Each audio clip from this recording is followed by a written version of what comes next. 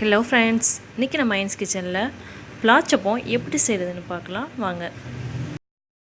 அதுக்கு பார்த்தீங்கன்னா ஆப்பம் மாவு தாங்க. இது நான் வந்து அரைச்சி வச்சுருக்கேங்க. ஆப்ப மாவு எப்படி ரெடி பண்ணணுங்கிறத நாங்கள் ஏற்கனவே வீடியோவில் போட்டிருக்கோம்.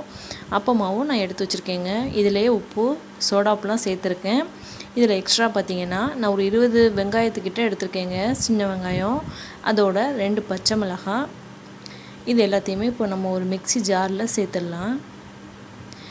ஏன்னா நம்ம ஆப்ப மாவில் ஏற்கனவே நம்ம தேங்காய் சேர்த்துருப்போம், அதனால இதில் நான் கொஞ்சமாக தேங்காய் சேர்த்துக்கிறேன்.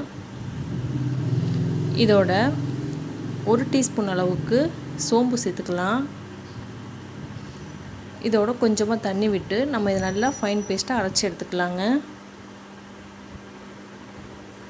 இப்போ இதை நல்லா அரைச்சி எடுத்தாச்சு. இப்போ இதை நாம் அப்படியே ஆப்ப மாவில் சேர்த்துடலாம். சேர்த்துட்டு ஒரு 1/4 டீஸ்பூன் அளவுக்கு மஞ்சத்தூள் சேர்த்துக்கலாம். ஒரு 1/2 டீஸ்பூன் அளவுக்கு கறி மசாலா தூள் சேர்த்துக்கலாம். உப்புங்க, ஆப்ப மாவில் ஏற்கனவே உப்பு இருக்கும், அதுக்காக நான் ஒரு 1/4 டீஸ்பூன் அளவுக்கு மட்டும் உப்பு சேர்த்துக்கிறேன்.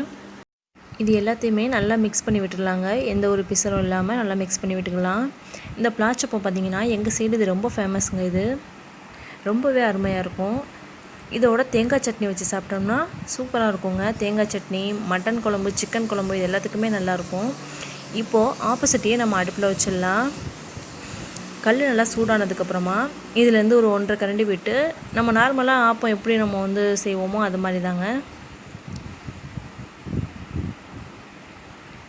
ஆப்பம் நம்ம ஊற்றுனதுக்கப்புறமா நம்ம மூடி போட்டு அது ஒரு 7 மினிட்ஸ் நல்லா வேக விட்டுடலாம்.